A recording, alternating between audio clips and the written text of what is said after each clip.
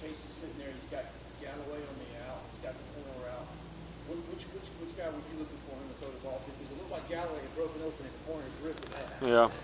Really, what I was looking at the defense. It's kind of like when you're playing video games, you're trying to decide who to throw to.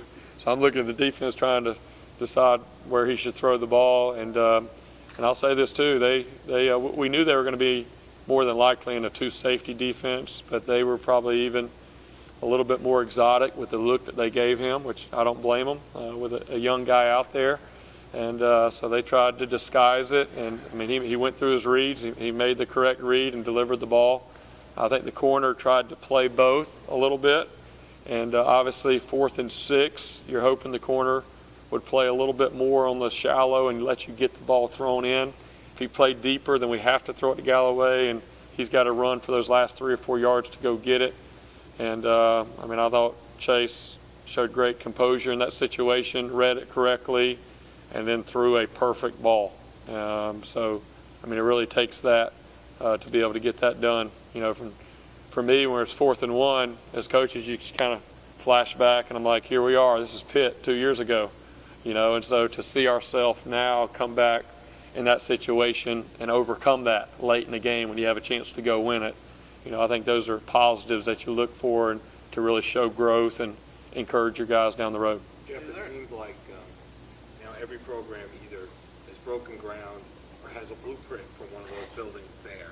It's obviously an advantage for you guys, but what are the reactions you get from recruits, from their families, when they walk through that for the first time? It's incredible. I think now with the social media, they've seen it and in their mind walked through it before they ever get here. But there's no doubt. It makes a statement, is what it does. It makes a statement that football and athletics is very important at Clemson, that you're going to have every resource. Coach Sweeney talks all the time, just like the sign, best is the standard. And, we're not just going to ask you for your best, but we're going to give you the very best resources that we can give you. And I think it makes a very loud statement to recruits and their families that football is important. And then also the part that I love is, we're kind of in the forefront of being ahead. We've got, it wasn't long ago that, the Oregons and Texas and all these people were the ones that had maybe the better facilities, and we're trying to catch up. And now to see those teams flying out here to see what we have, I really think, obviously you got to give a lot of credit to Coach Sweeney and Dan Radakovich and President Clements, and IPTE and all the people involved, the donors, to allow us to go be ahead.